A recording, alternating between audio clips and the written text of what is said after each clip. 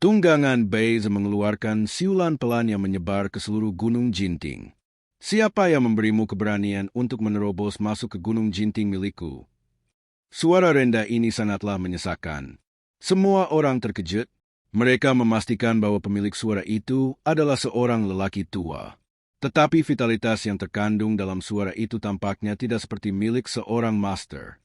Gelombang suara itu cukup untuk menyebar ke seluruh Gunung Jinting. Para praktisi di seluruh gunung mendongak dengan terkejut, menatap Beize turun dari langit di atas awan. Tunggangan legendaris memang langka. Siapakah praktisi yang membawa aura seberuntung itu dan bisa mengeluarkan suara seperti itu? Di pavilion surga iblis, Duan Museng yang terjebak oleh rantai segera mengenali suara tuannya dan berteriak. Murid menyambut guru kembali. Suaranya bagaikan guntur, membuat para praktisi yang salah ketakutan, hingga mereka gemetar seluruh tubuhnya. Mereka berlari keluar satu demi satu dengan wajah panik. Tanah kosong, dan Duan Museng berdiri tegak dan berjalan keluar pavilion Motian. Melihat Beize menukik turun dari langit, dia menjadi sangat gembira. Dia benar-benar merasakan kebanggaan dan rasa percaya diri yang kuat. Oh, tidak, itu iblis tua. Jangan panik, kami punya informasi rahasia. Iblis tua itu sudah lama sekarat dan mengandalkan ramuan rahasia Saripati sihir untuk bertahan hidup. Bentuk formasi. Semua master di atas alam istana ilahi berkumpul. Desir? Lebih dari 10 praktisi di alam pengadilan ilahi dengan cepat berkumpul di atas pavilion surga iblis. Fang Jinshen dan Yo Jifeng juga tiba segera setelahnya. Dia memandang aura keberuntungan yang melayan di atas pavilion langit iblis dengan ketidakpercayaan di wajahnya. Lu Yo berdiri di punggung Beize, matanya menyapu seluruh Gunung Jinting. Seperti yang dikatakan Ye Tianxin, Gunung Jinting diserbu oleh sekelompok praktisi bodoh. Ye Tianxin tersenyum, tetapi tidak bisa tertawa terbahak-bahak. Setelah berlari sepanjang jalan, ia tak dapat berbicara karena rasa sakit akibat Qihai dan Tian yang patah. Ia hanya bisa bertahan sampai sekarang, melihat bagaimana iblis tua itu menghadapi situasi ini. Lu Yo memang tengah memikirkan bagaimana menanggapinya. Ada 2 cara. Yang pertama adalah menggunakan kartu pengalaman puncak terakhir, tetapi ini adalah kartu truf terbesarnya. Setelah menggunakannya, ia tidak akan punya cara untuk menyelamatkan hidupnya. Yang kedua adalah mengendalikan Beize dan melarikan diri dari Gunung Jinting. Lagi pula, Duan Museng dan Ming Xin juga penjahat, jadi tidak masalah jika mereka mati. Menggunakan kartu pengalaman puncak atau melarikan diri? Saya pernah menggunakan kartu pengalaman puncak sebelumnya, tetapi hanya berhasil menangkap Ye Tianxin, yang sudah cukup merugikan. Satu-satunya hal yang baik adalah saya mendapatkan banyak poin merit setelah pertempuran ini. Tampaknya dia bisa melihat Lu Yo sedang berpikir keras. Ye Tianxin berbicara dengan susah payah.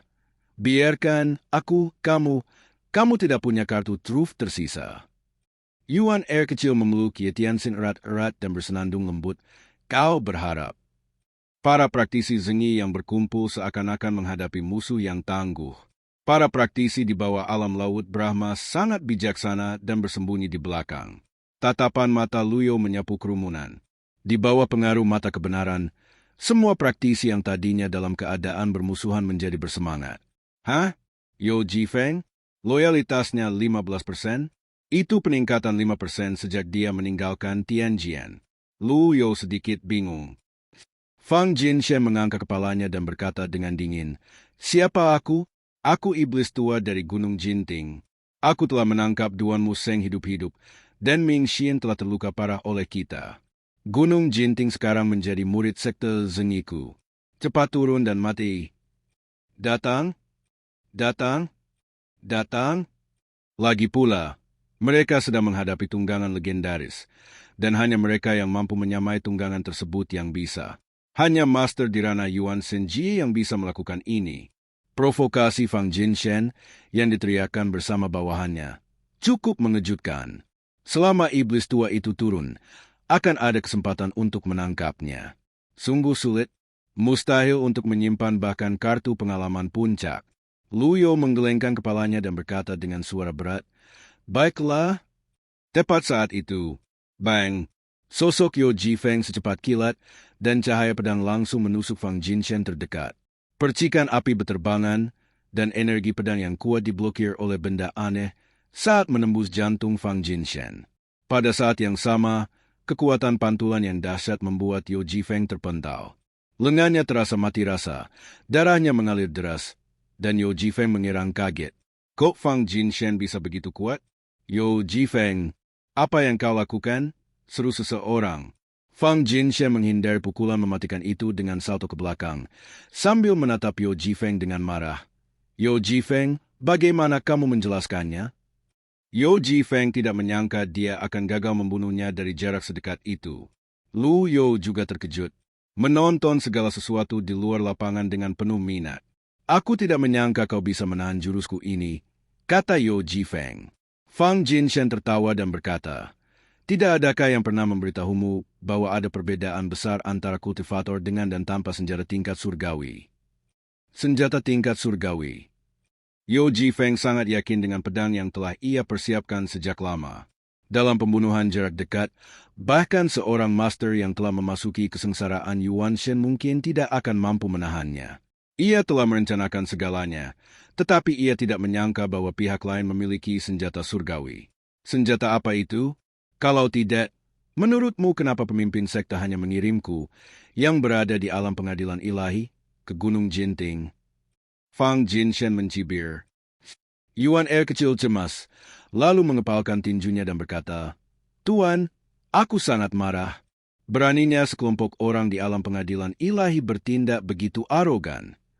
Lu Yo menggelengkan kepalanya, menatap Fang Jinshen, dan berkata, perisai hati naga, menyebutnya harta surgawi adalah sesuatu yang berlebihan. Fang Jinshen terkejut. Apakah kamu tahu perisai jantung naga? Lu Yo tampak normal. Tidak perlu baginya untuk bersaing dengan orang yang lebih muda. Ini hanya akan menurunkan status dan identitas Anda. Yuan kecil mendengus. Saat tuanku menaklukkan dunia, kau masih bermain di lumpur. Itulah kebenarannya. Ketika Jitian Dao menjadi terkenal di seluruh dunia, tak seorang pun yang hadir lahir. Di hadapan iblis tua itu, semua yang hadir hanyalah bocah nakal yang belum pernah melihat dunia. Aku akan memberimu kesempatan untuk hidup. Letakkan senjatamu, perbaiki Gunung Jinting, dan lakukan 3 tahun kerja paksa di gunung. Kata-kata ini diucapkan tidak tergesa-gesa atau lambat, sangat lembut dan tenang. Si pembicara punya maksud, tapi si pendengar tidak. Fang Jinshen tertawa terbahak-bahak, dan lebih dari 10 master alam pengadilan ilahi yang membentuk formasi di depannya tertawa bersama. Rasanya seperti saya mendengar lelucon paling lucu di dunia. Iblis tua itu telah membuka lembaran baru dan berhenti membunuh orang. Dia ingin memberi orang kesempatan untuk hidup, memperbaiki Gunung Jinting, dan menjalani 3 tahun kerja paksa.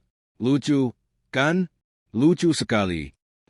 Aku sudah memberimu kesempatan. Karena kau tidak menghargainya, lebih baik kau tetap di sini. Saat itu adalah pada saat ini. Ye Tianxi mengangkat kelopak matanya yang berat. Dia melihat pemandangan yang mengejutkan. Dia melihat aura iblis tua itu mekar lagi. Kepalanya miring, dan dia ingin mengangkat kepalanya untuk melihat dengan jelas. Sayangnya, yang dilihatnya hanyalah teratai emas berdaun 9 yang muncul di sekitar iblis tua itu, dan kemudian dia pingsan. Ini adalah Gua 100 Kesengsaraan Juye Dharmakaya. Langit dan bumi berubah warna. Puncak pavilion surga iblis ditempati oleh Dharmakaya Gua 100 Kesengsaraan yang menjulang tinggi. Para praktisi tercengang dan menatap tubuh Dharma dengan kaget. Apakah ini sebuah langkah besar di awal? Bukankah seharusnya Anda melawan beberapa gerakan terlebih dahulu sebelum menggunakan gerakan pamungkas? Guru sungguh hebat. Duan Mu Seng menunjukkan kekagumannya. Yo Jifeng berkeringat deras. Ia segera meletakkan pedangnya dan berlutut di tanah. Senior, kekuatanmu tak tertandingi. Loyalitas keduanya meningkat 5%. Lu Yo tidak memilih untuk melarikan diri. Sebaliknya, ia menghancurkan kartu pengalaman puncak terakhir. Saat laut kinya yang lemah dan keriput langsung terisi, Lu Yo tahu dia telah mencapai puncak lagi. Lu Yo tidak memilih untuk menyimpan kartu pengalaman ini. Hari ketika ia menjadi Jitian Dao, Pilihannya telah ditakdirkan, dan ia ditakdirkan untuk terus melanjutkan jalan ini. Di dunia kultivasi yang tidak dapat diprediksi dan menyeramkan ini, ada orang yang memakan orang tanpa meninggalkan tulang. Hanya Gunung Jinting yang menjadi fondasinya, dan dia tidak akan membiarkan orang lain ikut campur. Selain itu, Luyo memiliki dua niat lainnya. Pertama, dia ingin memanfaatkan kesempatan ini untuk memperingatkan dunia, memperingatkan mereka yang mengincar Gunung Jinting dengan penuh kerinduan, bahwa dia tidak mengandalkan pengobatan rahasia, melainkan mengandalkan kekuatannya sendiri. Hanya kekuatan yang benar-benar milikmu yang bisa meledak terus-menerus. Tidak ada obat rahasia atau cara eksternal di dunia yang dapat melakukan ini. Murid Zengi Dao dan sekte Tianjian tercengang. Di bawah keterkejutan Dharmakaya Gua 100 Kesengsaraan Jiuye, mereka tampaknya lupa untuk bergerak. Dharmakaya sendiri tidak hanya memperkuat kekuatan penggunanya, tetapi juga memiliki efek jerat tertentu terhadap musuh. Semakin besar perbedaan kekuatannya, semakin nyata efek jerahnya. Semua praktisi di bawah alam pengadilan ilahi bersujud di tanah, gemetar ketakutan. Bahkan Fang Jinshen, yang terkuat, harus menelan ludahnya dan mundur selangkah. Dia takut, dia panik, dia ingin melarikan diri. Perisai jantung naga adalah satu-satunya kesempatannya untuk melarikan diri.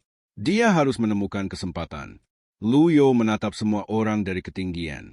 Matanya tertuju pada Duan Musheng dan berkata, "Duan Musheng, murid ada di sini." Duan Musheng gemetar hebat. Level terakhir dari Tianyi Jue, teknik pedang dan eksekusi senjata, hanya akan kugunakan sekali, jadi perhatikan baik-baik. Duan Musheng sangat gembira saat mendengar ini. Ini untuk menunjukkan teknik pedang dan senjata terakhir Tianyi Jue di depan umum. Duan Musheng memasuki sekte lebih awal, tetapi sedikit lebih lamban daripada yang lain. Meskipun gurunya telah mengajarkan semua Tianyi Jue, ia masih belum bisa memahami kunci ke tingkat terakhir ini. Mengandalkan dirinya sendiri untuk memahaminya seperti bergerak maju dalam kegelapan, dan kemajuannya terlalu lambat. Bagaimana mungkin dia tidak gembira saat mendengar sang guru akan mengajarinya secara langsung? Luyo menggunakan jari-jarinya sebagai pedang. Aura pedang yang terkondensasi dari energi vital muncul. Gunakan jari-jarimu sebagai pedang, padatkan energimu menjadi kekuatan dahsyat. Kemurahan hati surga kurang. Gerakan pedang Luyo jatuh, lurus ke bawah. Tujuannya adalah mencapai ujung gunung. Fang Jinshen melebarkan matanya dan berteriak, "Tidak!" Suatu energi yang kuat meledak dari tubuhnya. Harta surgawi juga aktif dalam sekejap, memancarkan cahaya keemasan. Itu adalah harta karun tertinggi tingkat surgawi, perisai jantung naga. Fungsi utama perisai jantung naga adalah untuk pertahanan, membuat Fang Jinshen tak terkalahkan. Ini juga alasan mengapa pemimpin sekte Zengi mengirimnya ke sini. Bahkan jika dia bertemu seorang master di alam kesengsaraan Yuan Shen, dia akan memiliki kesempatan untuk bertarung. Bahkan jika dia tidak bisa menang, dia masih bisa melarikan diri. Tetua kedua, para praktisi menyaksikan pedang itu bergerak turun. Cahayanya begitu terang sehingga mereka tidak dapat membuka mata. Boom, ledakan keras. Tian Juan yang berisi jurus terkuat Ji Tiandao tumbang. Para kultivator tidak punya waktu untuk bereaksi terhadap pemandangan yang disebabkan oleh gerakan ini. Mereka juga tidak punya waktu untuk memperhatikan apakah tetua Fang masih hidup atau sudah mati. Suara tua dan agung Luyo terus terdengar. Dengan telapak tangan sebagai fondasi, padatkan energi menjadi ribuan gelombang. Ini adalah efek dari Tejue dalam bentuk teknik tombak. Ini adalah serangan jarak jauh. Ekspresi sang kultivator di alam pengadilan ilahi berubah drastis saat melihat pemandangan ini. Tidak, Larry. Membuat keputusan yang cepat. Dia menyerah menyebutkan formasi konyol itu dan berbalik serta melarikan diri.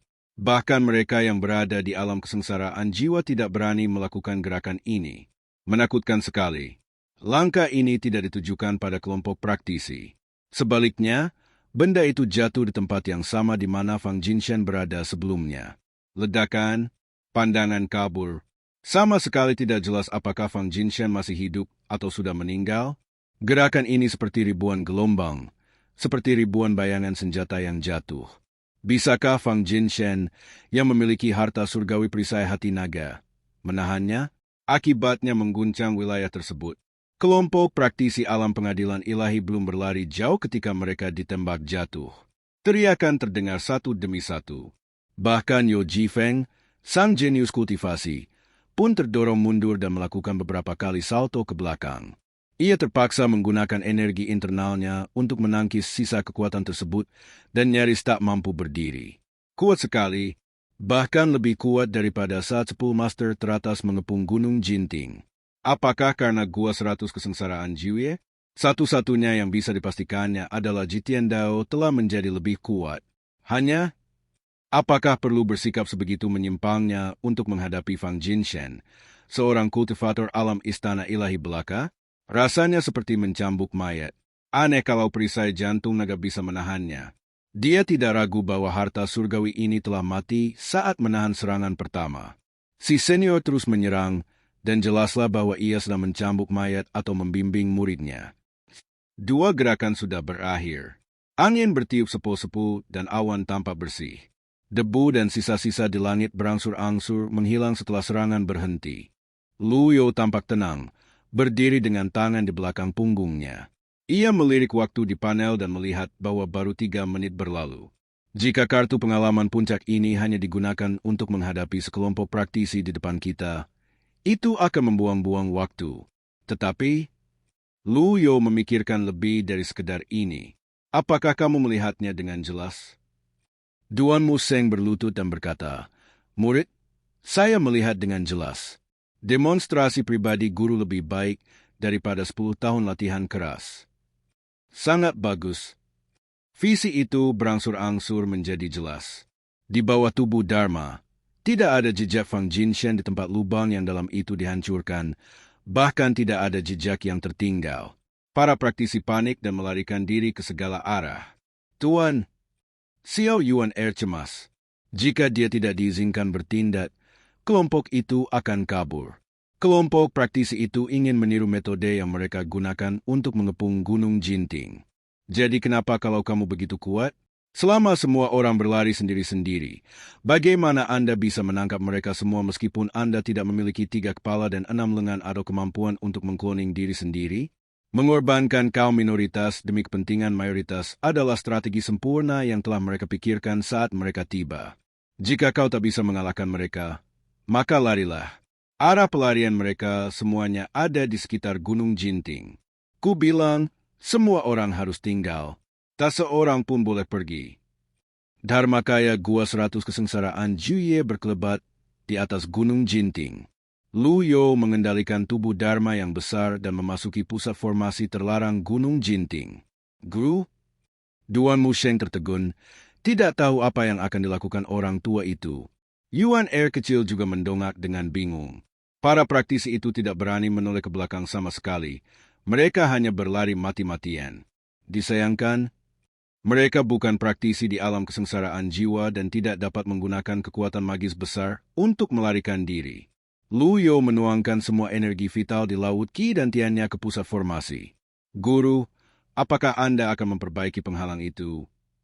Bagaimana ini mungkin? Penghalang Gunung Jinting dibangun oleh para ahli dari generasi ke generasi.